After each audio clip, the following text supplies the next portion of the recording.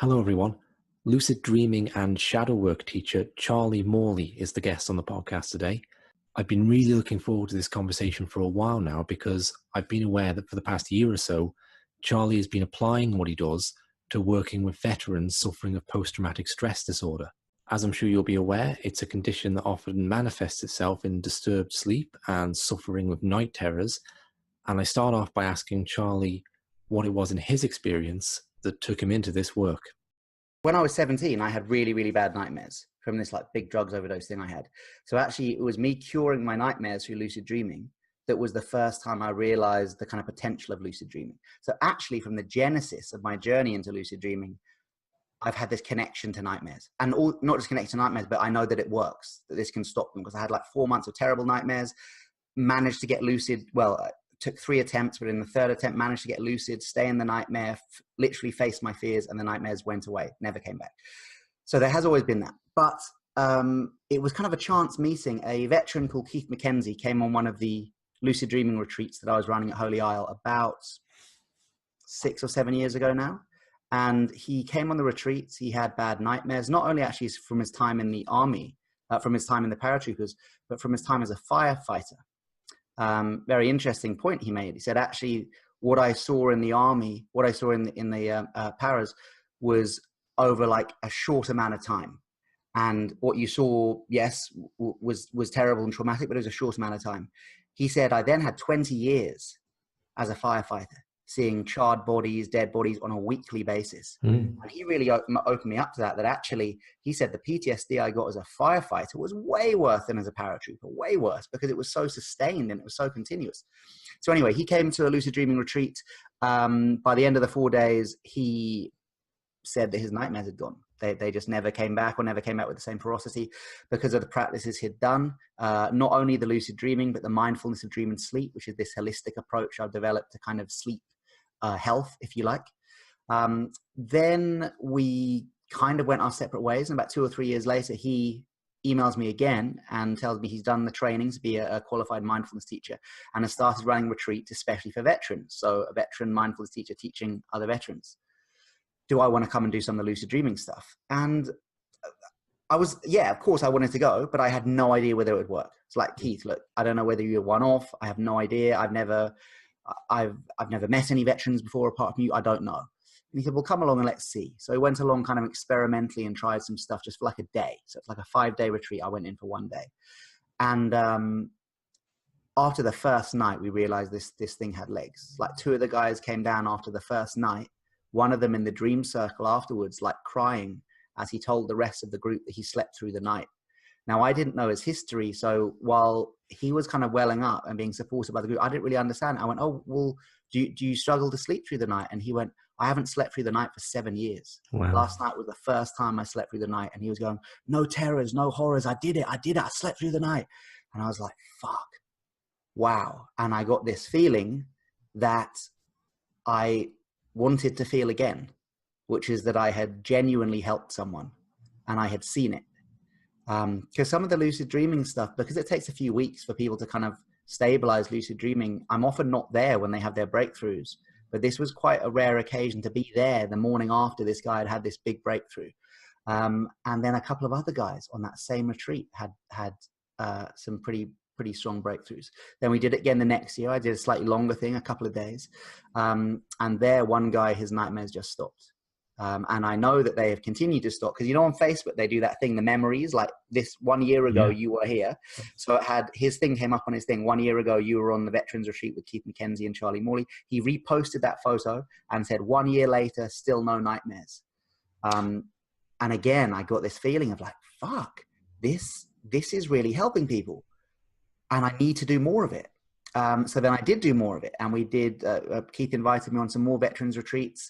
And then I applied for this scholarship, this Winston Churchill fellowship, that basically funded me to go around America for a month studying best practice in mindfulness-based PTSD treatment. Because they're like light years ahead in the US on really? services, simply because their armed forces are so huge, so much bigger than us. Of course, they still have the same problems with vets accessing services and the stigma of PTSD stopping them going to access them.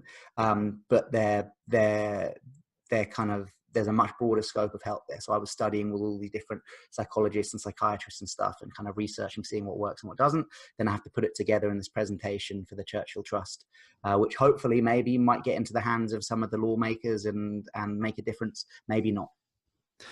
Okay, so my next question is a really obvious one. Like, what on earth were you doing that was affecting night terrors in one night? I mean, because I would think of lucid dreaming as something that you do have to put quite a bit of effort into over quite a bit of time to even get going. So and that's dramatic. What are you doing with people? So those two guys who on that first retreat, the one who slept through the night and the other one who had no night terrors on the first night. Yeah, those two.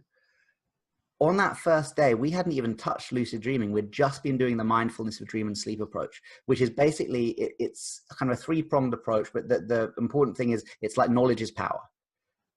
We spend a third of our lives in a state that most of us have no knowledge about. We do not know about sleep. People don't know about the sleep stages. They don't know about how many wake-ups in a night is normal for a healthy sleep cycle. They don't know the difference between sporadic insomnia and terminal insomnia. You know, all this kind of stuff we don't know. All we know when we leave school in this country anyway is a kind of the myth of the 8-hour sleep cycle. That if you're not getting 8 hours solid, there's something wrong with you. I've even heard people say crazy stuff like, if you remember your dreams, you haven't slept well. You should be just totally blanked out. You know, so much misinformation. So on that first day, all those veterans had from me, of course, they had all the mindfulness from Keith in the day, so maybe it was that, who knows. But all they had from me was how we sleep. So we spent a lot of time going through the sleep cycles and discussing how in each stage of sleep, from the hypnagogic right through to hypnopompic, the other stage, stress and trauma can affect those cycles, how that stress and trauma may affect them, and the reason for it, the reasoning that the body's trying to help you. You know, like a nightmare is a helpful thing. In fact, there's one guy, Antti Ravonzo, from a Finnish university. He believes that nightmares are the reasons that we became top predator on the planet. Because all mammals dream, and mammals seem to have nightmares too. I mean, when they've studied kind of dogs and cats too, or having, what is a nightmare, you know, some sort of traumatic dream. And if we could dream about lions and tigers and bears, or, you know, running away from a saber-tooth tiger, the next day we were less likely to be eaten by one because we had rehearsed it. So actually the nightmare serves a purpose. It's a rehearsal mechanism. It's trying to help us, trying to keep us safe. But if the trauma becomes as intense it is as it is in PTSD nightmares, it gets like stuck on a loop. So this kind of safety mechanism gets broken. It kind of keeps on going around in a circle. But anyway, with these guys, we just looked at the sleep cycle. We looked at some basic relaxation stuff to do before sleep.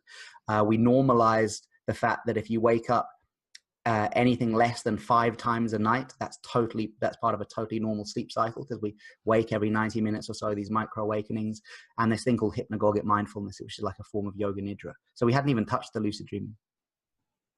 Okay, and I think normalizing can be a big thing, right? Or better to say, recasting, reshaping. So rather than nightmares being this awful thing that you're a victim of, it's like, okay, there's a protective edge to this, and we've got to integrate it somehow. I think it was just the first time these guys had someone who, first of all, let them speak about their sleep and listened honestly, and then told them why it's happening. And there was even one guy who I talked about the hypnopompic, which is that stage when you come out of sleep, being a stage where the clarity of mind is intense clarity of mind. So anything you've been repressing during the day, like heartbreak or trauma or whatever it is, often pops up in the hypnopompic. And we often have an extended period of hypnopompic after about 4.5 hours of sleep. Now, this is what leads people to talk about the 4 a.m. demons. When about 3 or 4 o'clock in the morning, of course, it depends when you went to sleep, but, you know, whatever it is, opening your eyes into this intense clarity, and whatever you've been trying not to look at during the day, boom, is there. And I explained how that works and why the hypnopompic is a state of clarity. And then the next day, a guy came down, and he did have his demons, his 4 a.m. demons, but he came and went, it happened just as you said, 4 a.m., it happened. But there was a joy in his voice that at least he knew why. And he was now fascinated. And of course, fear and fascination cannot exist in the mind stream at the same time. They can't. Right, so if you can move from fascination, out of fear into fascination, fear is dissolved. So he did still have the night terrors, but he could be fascinated about the fact that they came in at exactly the time I said they would. So he was kind of, I'm normal. Look, they came in exactly 4.5 hours later. I mean, it's crazy what just reshaping, representing something can do for people. Yeah, that's exactly what I meant. You've expressed what I was trying to say that very clearly, like in that it changes it from something you want to get away from to something you're curious about and look at. And when you look at things, Absolutely. you start to change. I actually totally relate to what you're saying there. I recovered from a bout of depression that went on for about a year and a half, suddenly, abruptly, in a moment at 4 a.m. when Wow. I'd encountered a non-dual teacher who reshaped it for me, reframed what was going on, saying, look, this is your essence. Yes. You're just like getting to it and going, oh, it's horrible, I want to get away from it because it's all this big black nothingness. And in then being able to engage with that and look beyond it, I awoke at about 4 a.m. in the morning. Yes. And I saw all the people I loved and were a supply of love to me. They're like clear as anything, totally vivid, like I was dreaming and I was awake. And they all moved away from me, and I was left in this complete aloneness, which then opened up into this transcendent sense of love. And it's that. And I would say since then, knowing from then on to embrace that 4 a.m. kind of moment, that's when if I was to write down all the most interesting things that occurred to me through life, they're all 4 a.m. moments. Exactly. You look at the amount of, inventors who've had their big breakthroughs at that time. It's the hypnopompic. It's actually nothing to do with the time. It's just because, maybe most people go to bed at 11 or midnight, whatever. It's to do with about 4.5 hours after you've gone to sleep, this extended period of hypnopompic. I loved your use there. You didn't say lonely. You said aloneness. You said all my friends and family disappeared and I was left in this black aloneness. And I thought you were going to say loneliness. And that's really lovely because I've really struggled with loneliness. That's been a big demon for me. And when I could reframe, or when I could see the difference between loneliness, the desire to be with people whom you are not with, and aloneness, the experience of being alone, everything changed. Everything changed. And aloneness can be incredibly powerful. Yeah. That's where you find out who you really are in that. Yeah. Aloneness. And yet, if we reject it, it becomes loneliness. Yes. Which I've been doing for so many years. Yeah. That's brilliant, man. When did you have that breakthrough? Oh, that was 2007. So it's over 10 years ago now. Yeah. And it was like with the depression, it was a year and a half, unable to fix it and then gone. And I didn't know it was gone. I woke up like the next day, is it gone? And then I get through a day and it's not here. It's not been around all day. That's oh, and then it was actually, I went to the pub and had a few drinks like 2 weeks later. And that was a 100% guarantee that you'd have an episode of it. And it didn't happen. Like, I'm clear. It's not. Wow. Yeah, there was, and it caused that experience of that infinite love that came in. It's like the veil fell away. Yeah. That experience of this, the conscious mind of the universe creeping through, is real Advaita Vedanta type experience. Yeah. That just shifted because it answered my question perfectly. My question, my angst was, well, are we really loved? Right? Because all the love I know is transient. It comes from other people. They come and go, and they may all be gone one day. So without that, I don't feel this mystical thing about God is love and God is within. I just feel kind of emptiness. So what is real? What is real? And I'm not sure it is all real. Maybe it's like Sigmund Freud says, that the love of God is something that lonely people make up to, people who aren't good at making friends make up to comfort themselves. I don't like that, but it's kind of my experience. And then when I found the resolve and the willingness and the surety to engage with it fully, that's when it transformed. Then the veil of the universe fell away, if you like. That's what it felt like, and it revealed what was underneath. And I could probably sit and intellectually deconstruct that and go, well, yeah, maybe it was brain chemicals, but there's a felt sense of security that's found in that transcends intellectual questions about was it this, was it that, and that manifests. And yeah, depression doesn't come back. It's gone then. Brilliant. Thanks, man. I just realized I nodded when you quoted Freud there, and I didn't want to nod. I think Freud's chatting shit. Well, yeah, he is, but I nodded just in case. I realize I'm being recorded here, and they're like, sure. Freud thought that God was made up by lonely people. Yeah, I don't agree with that. No, I don't. But it in that place, it became a compelling thought. It became like, oh, I can see why he said it. Yeah. And thankfully, no, I don't. My God, yeah, me too. When I was in the depths of my loneliness, my God, it makes you question everything. But I know it's not real now. But when you're in it, fuck. It's interesting you talk about depression. I had my first experience of kind of proper depression this year, actually, right at the beginning of the year. And I just thought it was so many different things. I thought it was because I'd left the Buddhist center. I thought it was because I had moved into a flat and that was stressful. I thought it was because I'd gone vegan and it was a dietary thing and it was lack of minerals and stuff. Then right at the end of my list, I'd put, oh, and my mum's got Alzheimer's, but I'm fine with that. And then this lasted about kind of 2 or 3 months. I was having no lucid dreams. I wasn't even having any real clarity of any dreams, let alone lucid dreams. I would sleep long enough and not feel any energy, just feel tired all day. You know, now I see these are classic depression symptoms, but I couldn't admit that I was depressed because I had this thing about, you know, I'm a Buddhist, I'm a lucid dreaming teacher, I do workshops about death, all this stuff. So then my mum dying isn't something I'm allowed to be depressed about. And it was actually Tim Freak, who, when I opened up to him, he went, Charlie, your mum dying, he said, depression is a totally normal response to your mother dying. And when he said it, and then I could say out loud, like, yeah, I'm really depressed by that, and release it, within a couple of weeks it went, and the energy came back. And just like you, I kind of noticed that it had gone.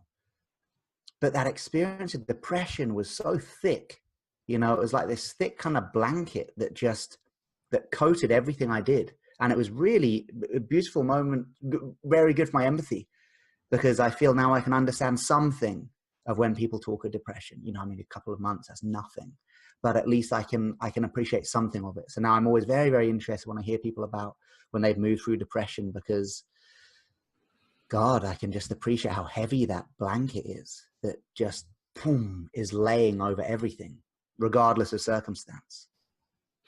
Yeah, and I echo what you say about it.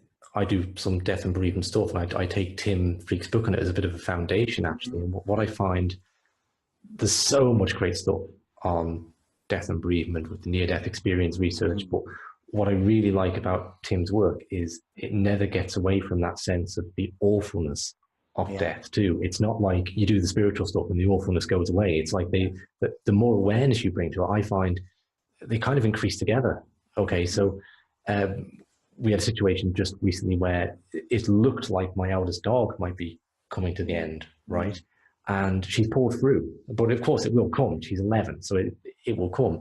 But facing it, the loss of this individuality and the uncertainty of, well, what is it anything that transcends death? Will it be the same dog? Will it be some sort of energy of a dog that's similar but not, that I won't recognize? And facing the loss, right? There was this overwhelming sense of awfulness. It was the most intense awfulness of just the recognition of that loss and the uncertainty around it. And at the same time,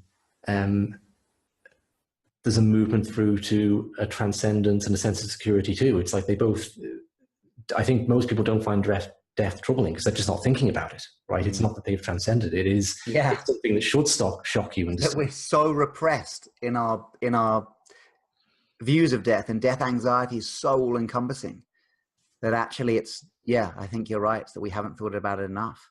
It's something that I found, I mentioned just before we were recording, I've just putting public this research I've been doing on spirituality for body image, okay? Yes. And you scratch the surface with body image and a lot of death stuff comes up, okay?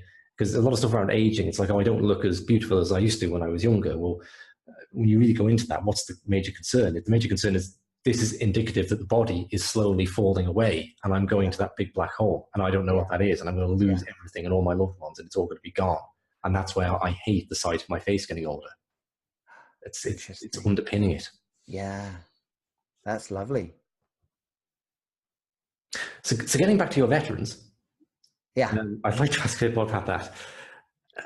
How did you find they engaged beyond that point? And did they engage with the kind of shadow work you've been doing? Because your work opens up so much possibility for people to run with their work. So when I was working with the veterans, like we do it at a retreat center right by Samaling. It's literally like, 100 meters away from Samaling Tibetan Buddhist monastery in Scotland.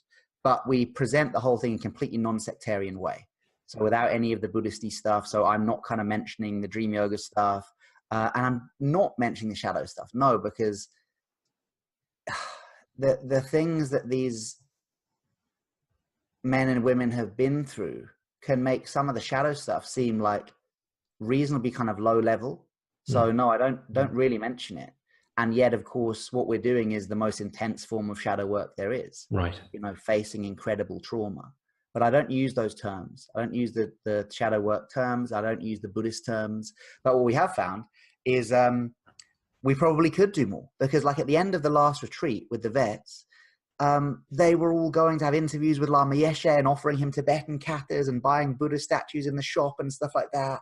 And at the end, I offer them one of my books if they'd like them. And then, yeah, a lot of them read it. And then it turns out they buy the shadow book and stuff like that. So yes, I just think because I've only worked with, it's only been like for the last 2 years, and I've only worked with 3 or maybe 4 veterans groups, so a very small sample group so far, you know, like for under 50 veterans I've worked with probably. Yeah, under 50. I'm still tiptoeing very, very carefully about how much I share. But, you know they can watch all the videos they like on YouTube of me and stuff like that. And if they dig my work, they can. But when I'm presenting it to them, you have to be so, so delicate. I mean, just the fact I'm presenting to them and I'm not a veteran is already questionable. Because if you look at the results that you get when it's peer-to-peer with veterans, they're way higher than therapists trying to work with veterans, way higher. But I think I kind of managed to come in this kind of gap where I'm the good friend of a veteran who happens to be the guy running the retreat, Keith. So they've already been there for a few days. So by the time I get there, I'm aware that Keith's probably, you know, set them up for me. He's probably said kind things about me and, you know, made jokes that, yeah, he is a civilian, but kind of thing.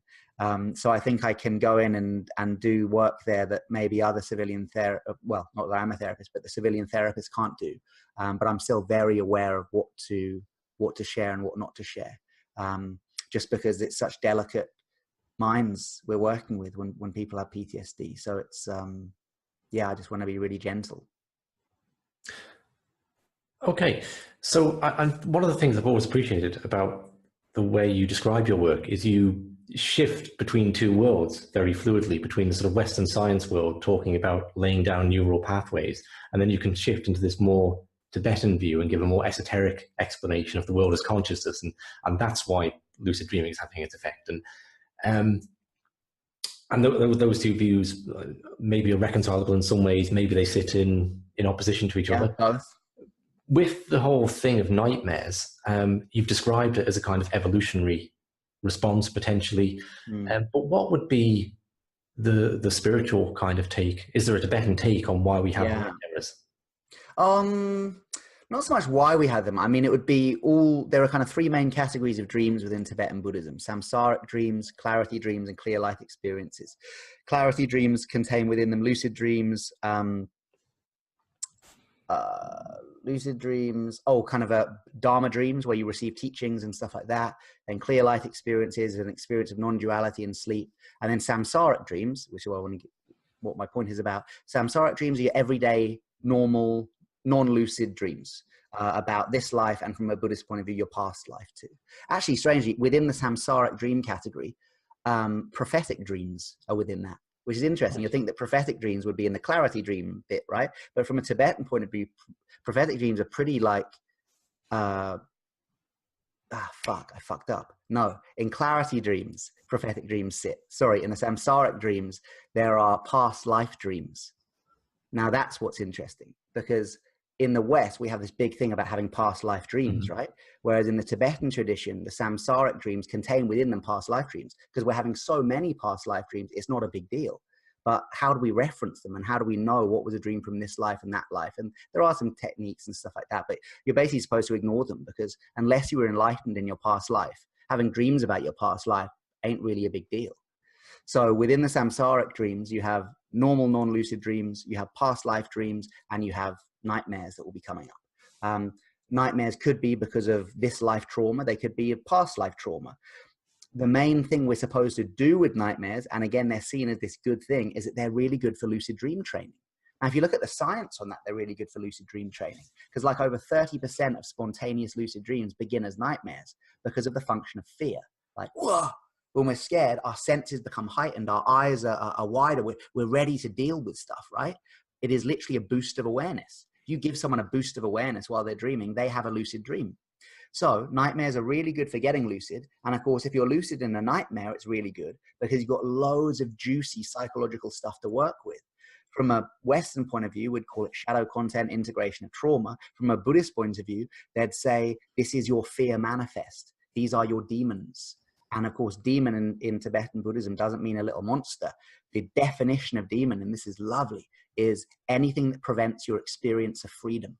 Right. That's what a demon is. So the demon of an addiction, the demon of self-doubt, the demon of dualism. I mean, that's the biggest demon we all suffer from, right? Thinking we're separate from each other.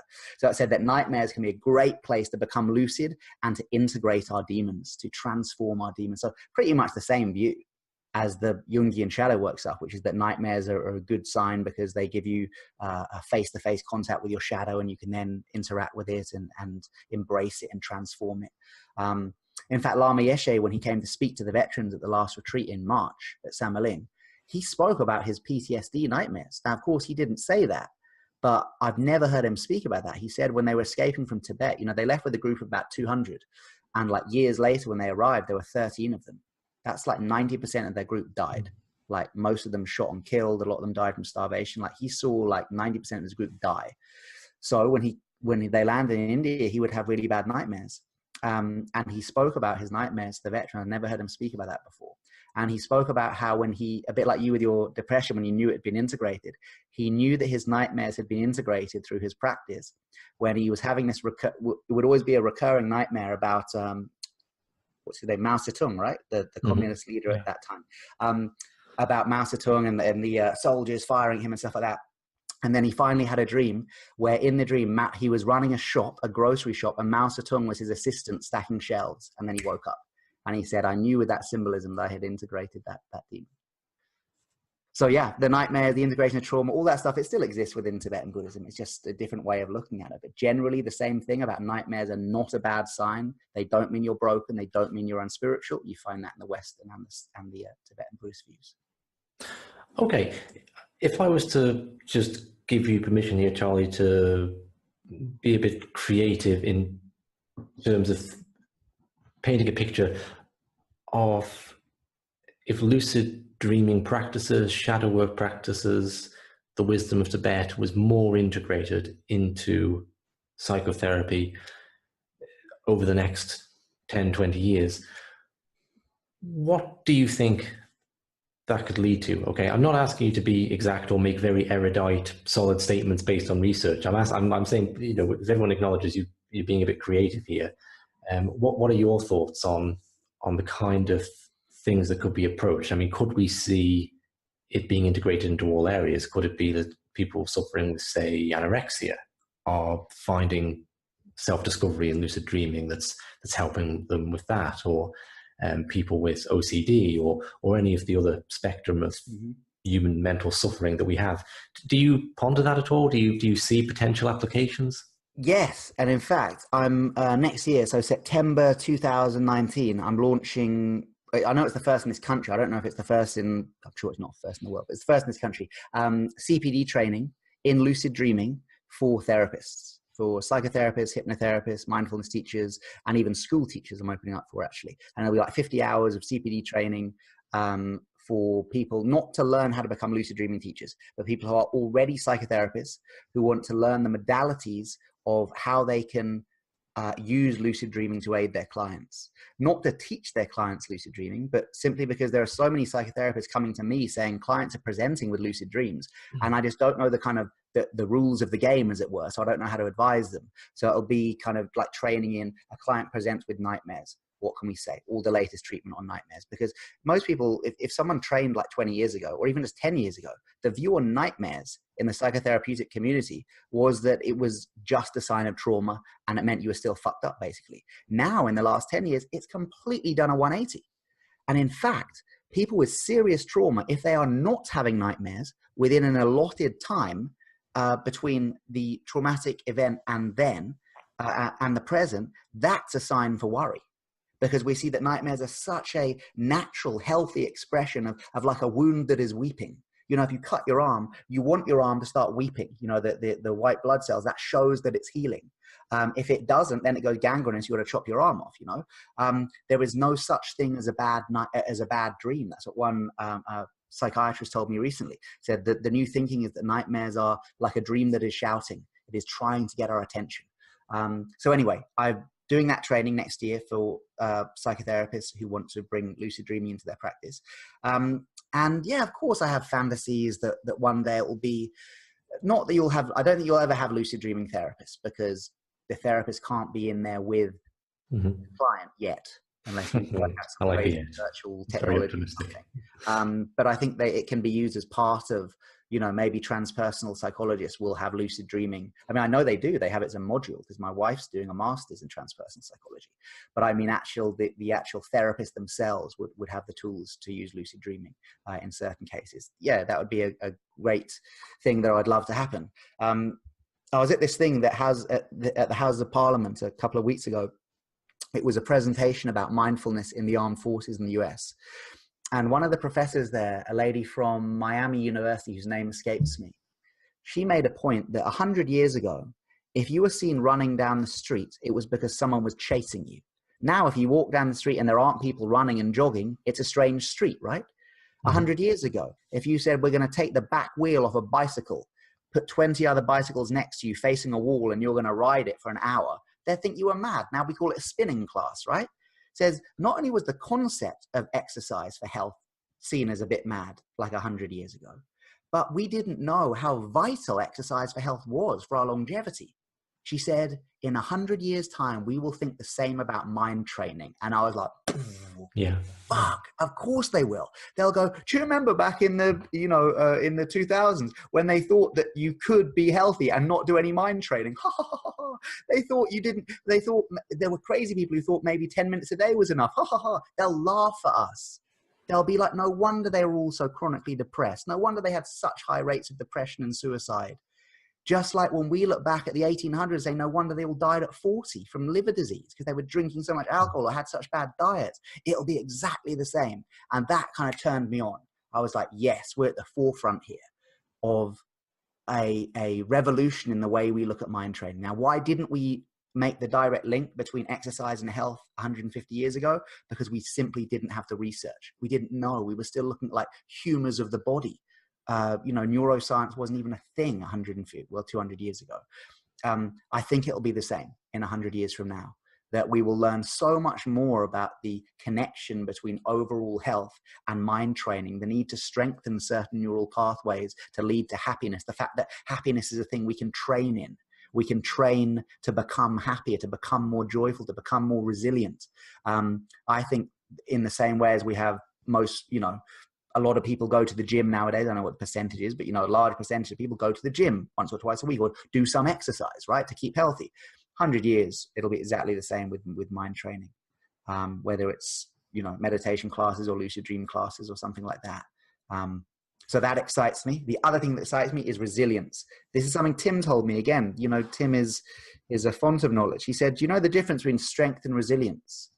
And I was like, I don't know, tell me. And he went, a metal bar is strong, right?